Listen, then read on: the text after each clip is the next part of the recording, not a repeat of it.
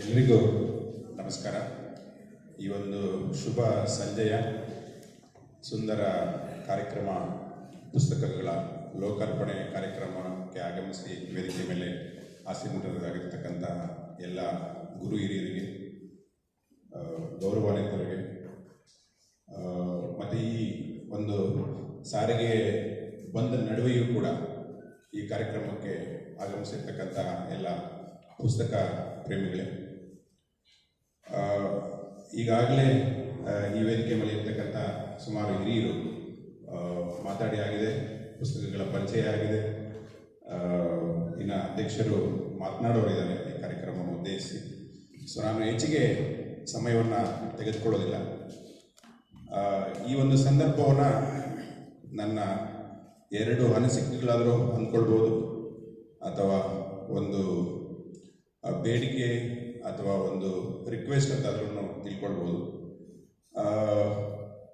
ಈ ಒಂದು ಸುಂದರ ಕಾರ್ಯಕ್ರಮದ ಒಂದು ಅದ್ಭುತ ವೈಶಿಷ್ಟ್ಯತೆ ಏನಂತಂದರೆ, ನಾನು ಒಂದು ಬೆಂಗಳೂರು ಅಲ್ಯೂಮಿನಿ ಸೋಷಿಯಲ್ ವರ್ಕರ್ಸ್ ಅಸೋಸಿಯೇಷನ್ನ ಅಧ್ಯಕ್ಷನಾಗಿ ಅಥವಾ ಒಂದು ಜವಾಬ್ದಾರಿಯನ್ನು ತಗೊಂಡಿರತಕ್ಕಂಥ ಒಬ್ಬ ಪ್ರತಿನಿಧಿಯಾಗಿ ನಾನು ಮಾತಾಡೋದಾದರೆ, ಈ ವೇದಿಕೆ ಮೇಲೇ ನಮ್ಮ ಬೆಂಗಳೂರು ಯೂನಿವರ್ಸಿಟಿ ಸೋಷಿಯಲ್ ವರ್ಕ್ ಡಿಪಾರ್ಟ್ಮೆಂಟ್ನ ಹಳೆಯ ವಿದ್ಯಾರ್ಥಿಗಳೆಲ್ಲರೂ ಕೂಡ ಈ ವೇದಿಕೆ ಮೇಲೆ ಇವತ್ತು ಆಸೀನರಾಗಿರ್ತಕ್ಕಂಥದ್ದು ನಮ್ಮ ಸೌಭಾಗ್ಯ.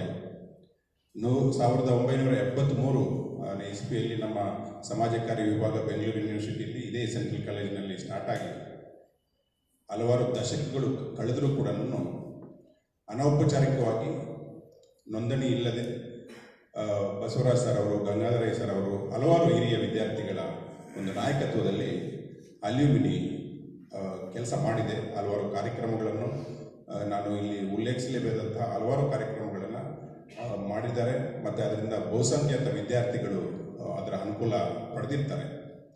ಆದರೆ ಒಂದು ಇದನ್ನು ದುರದೃಷ್ಟ ಅಂತ ಹೇಳಬೇಕು, ಇಲ್ಲ ನಮ್ಮ ಸೋಷಿಯಲ್ ವರ್ಕಿನ ಒಂದು ವಿಧಿಯೇ ಆ ಥರ ಇದೆ ಅಂತ ಹೇಳ್ಬೋದು. ಒಂದು ನೋಂದಾಯಿತ ಹಳೆ ವಿದ್ಯಾರ್ಥಿಗಳ ಸಂಘ ಇದುವರೆಗೂ ಕೂಡ ಆಗಿರಲಿಲ್ಲ.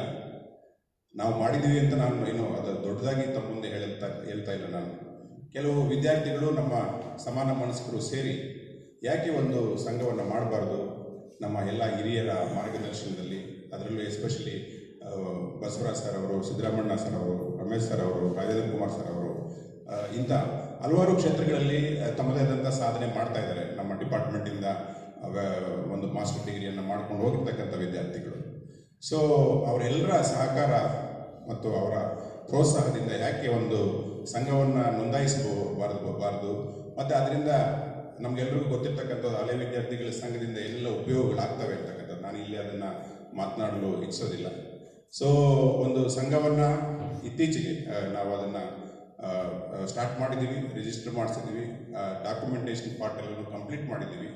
ಈ ಒಂದು ಸಂದರ್ಭದಲ್ಲಿ ನಾನು ಎಲ್ಲ ವೇದಿಕೆ ಮೇಲೆ ಇರ್ತಕ್ಕಂಥ ನಮ್ಮ ಹಳೆ ಮಾರ್ಗದರ್ಶಕರು, ವಿದ್ಯಾರ್ಥಿಗಳು, ಗುರುಗಳು ಏನೇನು ಭಾವಿಸಿದ್ರು ಅವರೆಲ್ಲರಲ್ಲೂ ನಾನು ರಿಕ್ವೆಸ್ಟ್ ಮಾಡ್ಕೊಳ್ಳೋದೇನಂತಂದರೆ, ನಾವು ಮಾಡಿರ್ತಕ್ಕಂಥ ಒಂದು ಸಣ್ಣ ಪ್ರಯತ್ನಕ್ಕೆ ತಮ್ಮದು ಸಹಕಾರ ಮತ್ತು ಅದರ ಮಾರ್ಗದರ್ಶನ ಬೇಕಾಗಿ ನಾನು ಎಲ್ಲರಲ್ಲೂ ಕೇಳ್ಕೊಳ್ತಾ ಇದ್ದೀನಿ. ಮತ್ತು ಇದು ಯಾವುದೇ ಸ್ವಾರ್ಥ ಅಥವಾ ಗುಂಪುಗಾರಿಕೆ ಅಥವಾ ಯಾರೋ ಒಬ್ಬರ ಪೈಪೋಟಿಗೋಸ್ಕರ ಮಾಡಿರ್ತಕ್ಕಂಥ ಸಂಘಟನೆ ಅಲ್ಲ.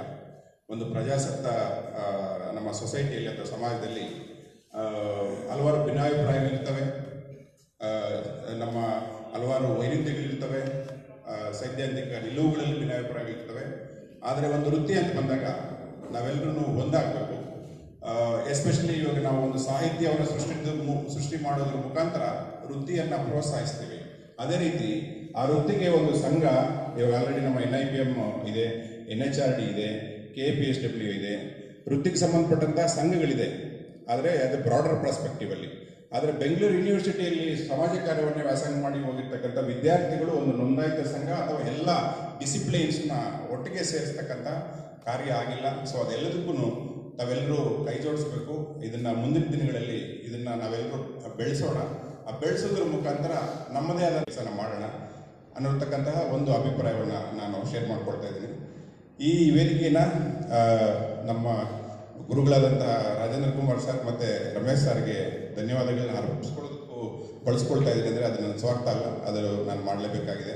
ಯಾಕೆಂತಂದರೆ ನಾವು ಗ್ರಾಮೀಣ ಪ್ರದೇಶದಿಂದ ಜ್ಞಾನಭಾರತಿ ಕ್ಯಾಂಪಸ್ಗೆ ಬಂದು ನಾವೆಲ್ಲ ಬೋರ್ಡ್ಗಳು, ಪ್ರೊಫೆಸರ್ಸು, ಅಸಿಸ್ಟೆಂಟ್ ಪ್ರೊಫೆಸರ್ಸು ಎಲ್ಲ ನೋಡಿದಾಗ ನಮಗೆ ಅವರೆಲ್ಲ ಇಂಗ್ಲೀಷಲ್ಲಿ, ನಮ್ಮ ಪ್ರಾಧ್ಯಾಪಕರು, ಉಪಪ್ರಾಧ್ಯಾಪಕರು ಇವರೆಲ್ಲ ಇಂಗ್ಲೀಷಲ್ಲಿ ಮಾತಾಡ್ತಾ ಇದ್ದು ನೋಡಿದಾಗ ನಮ್ಗೆ ಆವಾಗಲೇ ಶೇಖರ್ ನಾವು ಹೇಳ್ದಂಗೆ ನಾವು ಯಾವ ಇಂಗ್ಲೀಷಲ್ಲಿ ಒಂದು ಅಕ್ಷರ ಬರೋದಿಲ್ಲ ನಮಗೆ, ಹೆಂಗೆ ಅವ್ರು ಹೇಳೋ ಪಾಠ ಅರ್ಥ ಆಗೋದಿಲ್ಲ, ಏನಪ್ಪ ಇದು ಕೋರ್ಸ್ ಕಂಪ್ಲೀಟ್ ಮಾಡೋಕ್ಕಾಗುತ್ತೋ ಇಲ್ಲವೋ ಅನ್ನೋ ಸಂದರ್ಭದಲ್ಲಿ ರಾಜೇಂದ್ರ ಕುಮಾರ್ ಸರ್, ನಮ್ಮ ರಮೇಶ್ ಸರ್ ಅವರು ಮಾರ್ಗದರ್ಶನ ಮಾಡಿ ಇವತ್ತು ಅವರೆಲ್ಲರ ಸಹಕಾರದಿಂದ ಒಂದು ಎಕ್ಸಾಂಪಲನ್ನು ನಾನು ಇಲ್ಲಿ ಉಲ್ಲೇಖ ಮಾಡಲೇಬೇಕಾಗಿದೆ.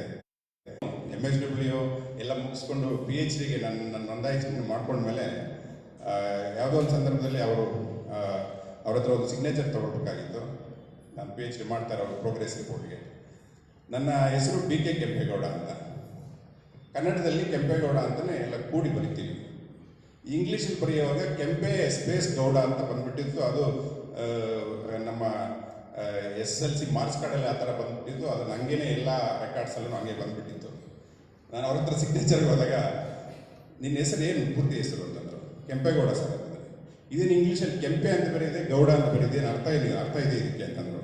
ಅಲ್ಲಿವರೆಗೂ ನಾನು ನೋಡ್ಕೊಂಡಿರಲಿಲ್ಲ ನನ್ನ ಇಂಗ್ಲೀಷ್ ಹೆಸರು ಅಷ್ಟು ವೈರುಧ್ಯವಾಗಿದೆ ಅಥವಾ ಅದಕ್ಕೆ ಅರ್ಥ ಇಲ್ದಿರ ಆಗಿದೆ ಅಂತ ನನಗೂ ಗೊತ್ತಿರಲಿಲ್ಲ. ಅದು MSW ಮಾಡಿದ್ಮೇಲೆ ಹೆಸರು ತಂದೆ ತಾಯಿ ಇಟ್ಟರು. ನನ್ನ ಸ್ಕೂಲ್ಗೆ ಸೇರಿಸೋವಾಗ ಮಾಸ್ಟರ್ ಬರ್ಕೊಂಡ್ರು, ಕನ್ನಡದಲ್ಲಿ ಒಳ್ಳೆ ಕರೆಕ್ಟಾಗಿ ಬರ್ಕೊಂಡ್ರು. ಇಂಗ್ಲೀಷಲ್ಲಿ ಅದು ಟೈಪ್ ಮಾಡುವಾಗ ಕೆಂಪೆ ಸ್ಪೇಸ್ ಕೊಟ್ಬಿಟ್ಟು ಗೌಡ ಅಂತ ಮಾಡಿದರು.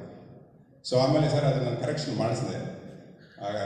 ಆ ಥರ ಒಂದು ನೇರವಾಗಿ ಅವರ ವೈಚಾರಿಕ ವಿಷಯಗಳನ್ನು ಮಂಡನೆ ಮಾಡೋದ್ರಲ್ಲಿ ಮತ್ತು ಆ ನೇರವಾಗಿ ನುಡಿಗಳನ್ನು ಹೇಳೋದ್ರಲ್ಲಿ ಕೆಲವನ್ನ ಓದ್ಬೇಕಾದ್ರೆ ರಾಜೇಂದ್ರ ಕುಮಾರ್ ಸರ್ ಹತ್ರ ಹೋಗ್ಬೇಕಂತಂದ್ರೆ ಏನಾದರೂ ಒಂದು ಹುಡುಕ್ತಾರೆ, ಏನಾದರೂ ಒಂದು ಬೈತಾರೆ, ಏನಾದರೂ ಒಂದು ಕೇಳ್ತಾರೆ ಅಂತ ಭಯ ಆಗೋದು.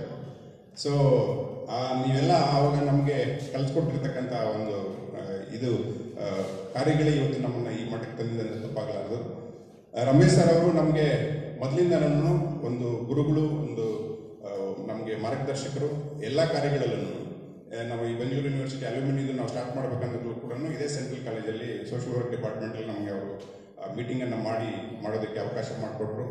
ಬಸವರಾಜ್ ಸರ್ ಅವರು ನಾನು ಹೇಳ್ದಂಗೆ ಈ ನೋಂದಾವಣಿ ಇಲ್ಲದೇ ಅವರು ಹಲವಾರು ಹಳೆಯ ವಿದ್ಯಾರ್ಥಿಗಳ ಸಂಘದಲ್ಲಿ ಕಾರ್ಯಕ್ರಮಗಳು ಮಾಡಿದರು. ಅವರು ಆವತ್ತಿಂದಲೂ ನಮ್ಮ ಜೊತೆ ಇದ್ದಾರೆ.